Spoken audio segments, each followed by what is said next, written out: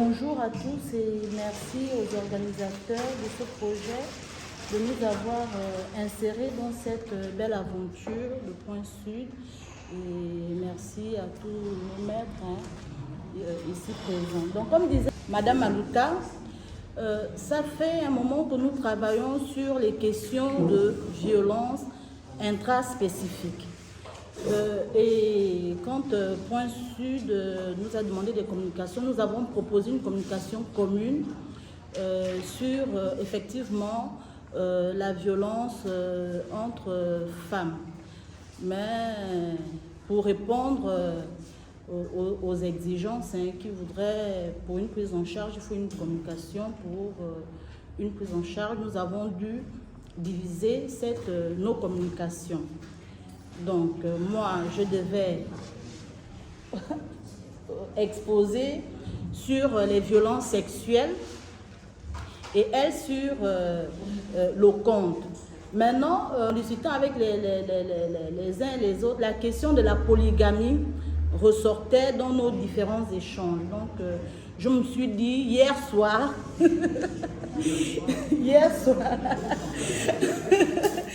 donc on a discuté avec Ibrahim et Anna. Donc hier soir, j'ai dû changer de communication. Donc désolée. Désolée. Et puis bon, j'espère que... je ne sais pas. Mais en tout cas, j'ai réfléchi et puis j'ai proposé une réflexion que je vais peut-être soumettre à l'Assemblée. Et donc, par rapport au thème sur le flyer, il me semble que le titre c'était la violence contemporaine intra-genre dans le foyer polygame. Nous sommes toujours dans la polygamie. Étude de cas clinique du bureau. Allez-y. Donc, ce sera malheureusement, il était question que Cathy présente toute la première partie avec des théories et puis moi je venais avec le cas clinique pour aborder la violence du point de vue contemporain. Parce que la polygamie, selon plusieurs auteurs et certainement selon Ibrahim, est une forme d'organisation familiale parmi tant d'autres. Elle peut se révéler efficace quand elle fait partie des modalités des parents et qu'elle est acceptée par les épouses. Je dis bien les épouses. Et selon Léonard Ndiméfat, la polygamie n'est pas le désordre ni le chaos qu'on a coutume de décrire. Je pense que beaucoup de maris dans la salle pensent la même chose. Donc, selon Ndiméfat, effectivement, la polygamie est un mode d'organisation sociale, familiale, affective et économique qui a sa propre logique protectrice envers ses membres, en particulier envers les enfants. Dans certains pays, comme le Gabon, le célibat des femmes, les représentations sur le célibat sont plutôt mal vues. À ce moment-là, la polygamie vient permettre à ces femmes célibataires de protéger leur identité dans la société, identité de femme au foyer. Dans ce sens, la famille polygame peut s'avérer une structure stable et contribuer à la cohésion sociale. Mais qu'en est-il si la première épouse ou une des épouses refuse de partager son lit? Plusieurs études sur les ménages polygames vont effectivement dénoncer les interactions dysfonctionnelles au sein de ces ménages. Ces relations sont marquées par des tensions, sources de conflits permanents. La famille polygame est ainsi comme une structure sociale où les membres entretiennent des rapports difficiles et où la communication est constamment perturbée. On y observe de la jalousie, de la compétition, des rivalités et l'égoïsme, des règlements de compte directs et ou par personnes interposées. C'est-à-dire, on va peut-être utiliser les enfants pour faire du mal à la mère. Et malheureusement, dans la littérature scientifique que nous avons consultée cette nuit, les recherches sur les violences féminines portent généralement sur le genre masculin. C'est-à-dire, on a essayé de lire sur la violence dans les foyers polygames. Et là, il ressort que c'est l'homme en fait qui crée la violence et les femmes vont subir cette violence-là. Donc, on va faire rapidement un petit tour de la littérature sur les foyers polygames.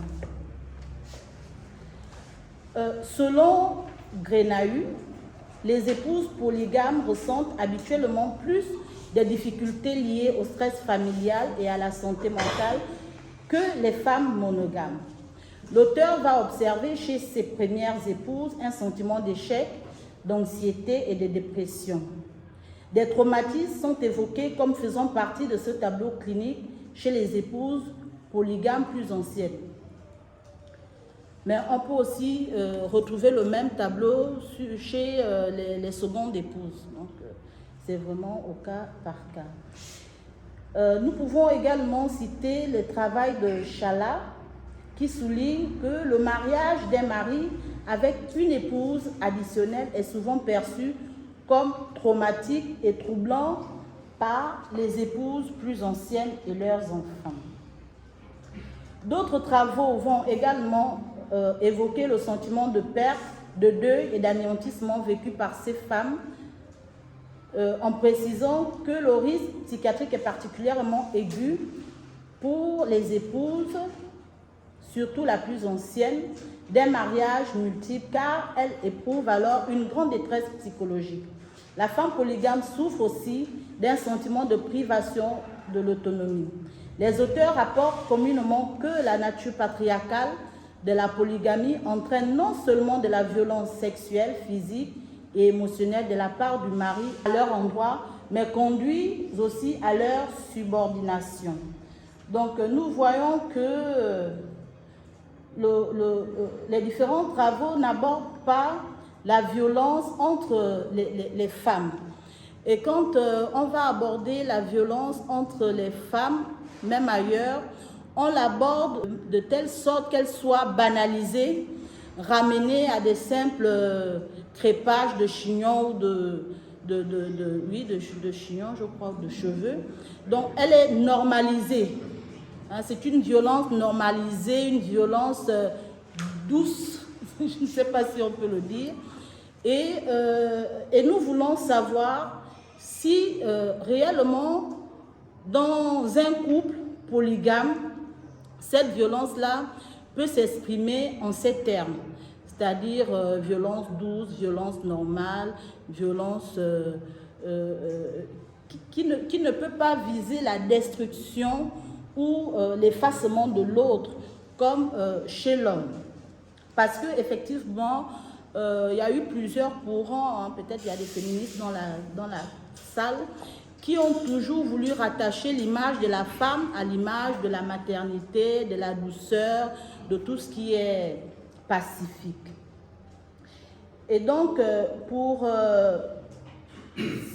cette réflexion, je me suis basée sur l'approche théorique de l'angoisse pour comprendre la violence que l'on va retrouver dans le foyer conjugal. Mais la violence ici va concerner la femme envers l'autre femme. Freud va développer sa première théorie de l'angoisse dans laquelle la sexualité avait une grande importance. Selon Freud, l'angoisse serait la conséquence d'une accumulation de tensions liées aux pulsions dont la décharge aurait été entravée. C'est l'interdit moral ou surmoïque qui empêche la réalisation du désir. L'angoisse est issue alors des conflits entre le désir et les exigences pulsionnelles et les contraintes externes ou internes. Pour notre cas ici, ce sera les contraintes liées à l'environnement, donc externe. Et pendant longtemps, Freud s'est contenté de considérer que la violence trouvait son origine biologique, son origine effectivement était biologique. Dans sa conception, il indiquait que la libido insatisfaite se déchargeait ou se désinvestissait en se transformant sous forme d'angoisse. Mais avec, je pense, les correspondances qu'il aura avec Otto et surtout l'influence sur le traumatisme d'une naissance d'Otto, Freud va considérablement modifier sa conception, bon, pas considérablement, il va faire évoluer sa conception sur l'angoisse, comme on peut le constater dans, je pense, dans Au-delà du principe de plaisir, paru en 1900. Donc, si pour sa première approche, l'angoisse était un symptôme, dorénavant, il considère l'angoisse comme une manifestation, un affect qui prévient d'un mauvais dysfonctionnement psychique. Ces affects, qui sont souvent des émotions, des sensations, une humeur, qui s'éprouvent par le moi dans une situation quelconque sous forme de violence pour notre sujet, peut vite se convertir en angoisse. Ces différentes réponses à l'angoisse jouent un rôle bien précis chez l'homme. Elles permettent la fuite, la défense ou l'attaque. Et nous verrons avec notre cas que la violence ici viendra jouer le rôle de défense. Mais si Freud admet avec Otto que la naissance est l'instant de la première expérience d'angoisse, il ne s'accorde pas sur ses origines. Donc, l'angoisse ne trouverait pas son origine dans l'accouchement, comme le précise Otto, mais dans la perte. Pour Freud, et c'est ainsi que se marque la différence avec les deux auteurs. En fait, ici, chez Freud, l'angoisse n'est pas issue du trauma de naissance comme le pensent certains auteurs. C'est au cours de la naissance qui est marqué par le passage à l'acte, la respiration pulmonaire et la diminution de l'oxygène qui crée un moment d'étouffement que l'enfant ressent sa première sensation difficile. Cette première sensation serait à l'origine de son premier traumatisme et de ce fait de sa première expérience angoissante. C'est en ce sens que Freud appelle une détresse primordiale, c'est un instant vécu par l'enfant à travers une souffrance physique ou psychique. Cela veut dire que pour Freud, l'angoisse, même à l'âge adulte, trouverait une source dans ces premiers moments. C'est-à-dire que désormais l'individu qui est dans une situation similaire, durant laquelle le souvenir de cette détresse primordiale ressurgira, sera angoissé. Dès lors, l'angoisse au système inconscient qui se manifeste à travers des situations de perte et de séparation rencontrées par l'enfant. Donc, pour mettre tout ceci, on va proposer une méthodologie, c'est la méthode clinique. On va prendre un cas. J'ai fait une petite vignette.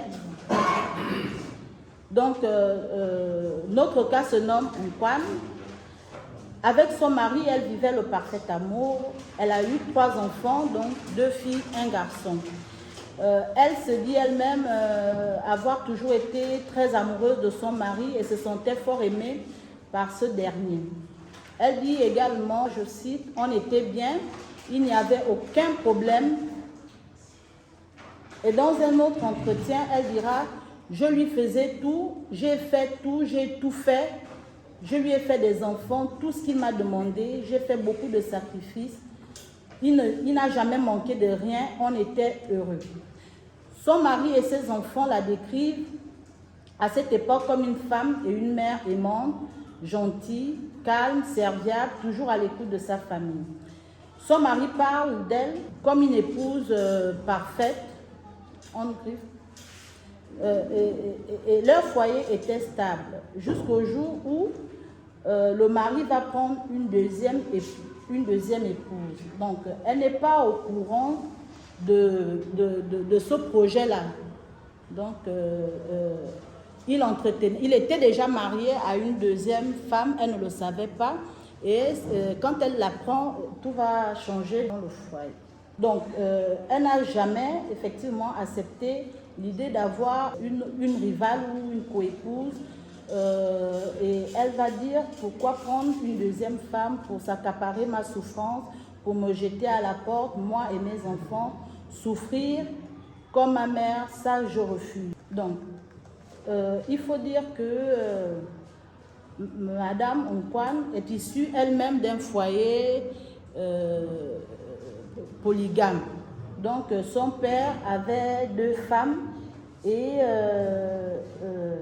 sa mère, qui était aussi la première femme, a dû quitter le foyer.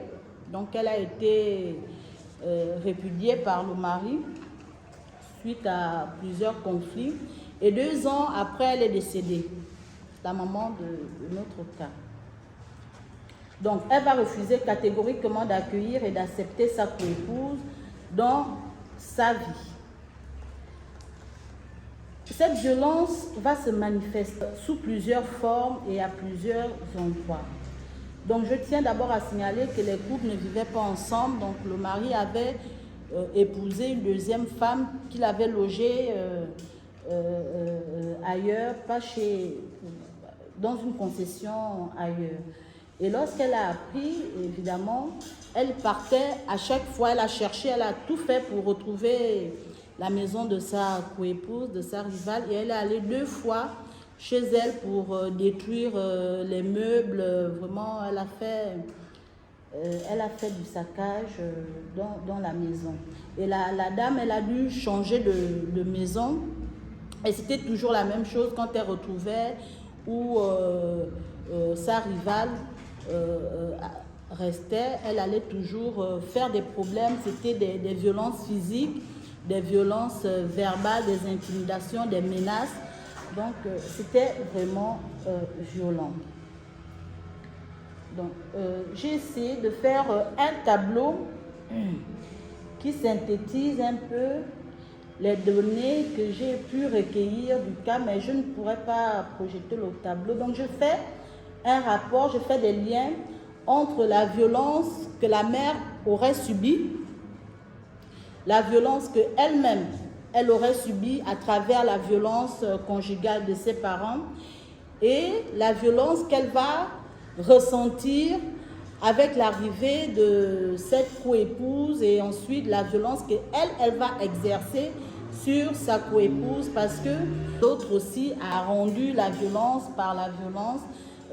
Mais je ne veux centrer mon propos uniquement sur la violence que cette femme-là va exercer sur sa rivale. Elle est aussi très violente envers son époux. Elle va aller un soir pendant son sommeil à mordre son sexe. Mais bon, je n'ai pas eu assez de temps pour mener une réflexion là-dessus, mais il y a quand même un complexe de castration, quelque chose de l'ordre de la castration, etc. Donc, en analysant le tableau, je suggère des liens que le sujet a eus avec certains membres de sa famille dans son enfance, ainsi que certains événements de sa vie qui auraient favorisé la violence chez cette dernière vis-à-vis de sa coépouse. Il va apparaître par exemple que la séparation puis l'absence de la mère ont été vécues comme une perte, un traumatisme chez elle. Ce vécu aurait pu ou bien a occasionné une carence affective. À partir des interactions quotidiennes, avec les figures d'attachement, nous pouvons aussi observer une incapacité à répondre aux besoins affectifs chez Madame Kwan dans l'enfance et dans l'adolescence. Cette dernière va alors développer un modèle interne opérant. Donc c'est une femme très calme au départ avant que la rivale n'arrive. C'est une mère modèle, une femme toujours à l'écoute des autres, elle ne parle pas. Et ses enfants disaient même ne pas imaginer que leur mère pouvait être capable d'autant d'agressivité, autant de violence envers sa rivale. Pour certains auteurs, l'ensemble des représentations organisera les futurs comportements socio-émotionnels chez le sujet dans ces interactions sociales. Et la modification de la configuration triangulaire primaire, le fait d'avoir été témoin, voire victime des violences conjugales entre son père et sa mère, et ensuite tout ce qu'elle va subir avec sa belle-mère, parce que lorsque sa mère décède, elle est élevée par sa belle-mère et elle dira d'elle qu'elle a subi beaucoup de maltraitance, d'injustice. Et le papa ne prenait jamais son parti. Donc c'était un père un peu passif qui laissait faire sa femme, qui laissait subir toutes sortes de violences à son enfant sans pour autant parler. Peut-être qu'il parlait, mais du moins pas en présence de l'enfant, ou l'enfant peut-être qu'il prenait son parti, mais elle ne l'a pas ressenti au point de l'intégrer dans son vécu. Donc, dans les analyses, j'ai développé un premier point sur la violence comme une défense contre les dangers. Et là, je me suis appuyée sur la planche et Pontalis, qui pense effectivement que la défense est l'ensemble des opérations dont la finalité est de réduire, de supprimer toute modification susceptible de mettre en danger l'intégrité et la constance de l'individu biopsychologique. Le sujet va alors utiliser la défense comme la violence, comme pour se défendre, pour se protéger face à son foyer qui est désormais menacé par la rivale.